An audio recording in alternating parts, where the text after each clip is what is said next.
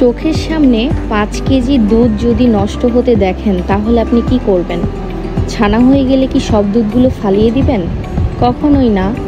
তো আমি কখনোই আগে মিষ্টি বানাইনি, তবে একবার দুইবার 1 কেজি দুধ বা হাফ কেজি দুধ যদি নষ্ট হয়ে যেত, সেটা দিয়ে আমি নর্মালভাবে জাস্ট চিনি দিয়ে সন্দেশ বানিয়ে খেতাম।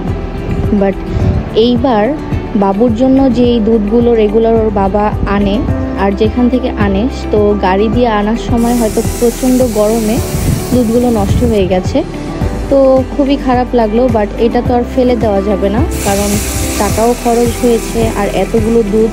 তো ছানা দিয়েও তো আমরা অনেক কিছু তৈরি করে থাকি। হুট করে মাথায় চলে আসলো যে এই ছানাগুলো দিয়ে আমি রসমালাই বানিয়ে ফেলবো। তো আজকে সকাল থেকেই অনেকবার দেখছিলাম যে কিভাবে রসমালাই তৈরি করে।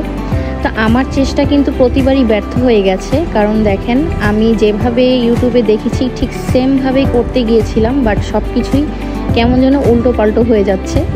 বাট তারপরে আমি ট্রাই করে যাচ্ছি আর দেখি এটা দিয়ে আমি করে ফেলবো ইনশাল্লাহ।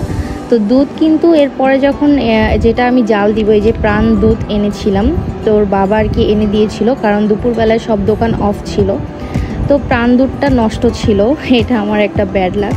তো এই দুধ শেষে আমার ফালিয়ে দিতে হয়েছে। দেন আবার আমি চিন্তা করলাম যে না, যতগুলোই ভেঙে গেছে ভাঙুক, আর যে কয়েকটা ভালো আছে এগুলো দিয়েই আমি আজকে রসমালাই বানিয়েই ছাড়বো। তো সেভাবেই নতুন করে আবার দুধ আনিয়ে নিলাম ওর বাবাকে দিয়ে। তো সেইভাবে আমি যেইভাবে চিন্তা করেছি বানাবো, ঠিক সেই চিন্তা করেই বানিয়ে ফেললাম। হালকা একটু ভ্যানিলা এসেন্স দিয়েছি জাস্ট ফ্লেভার আসার জন্য।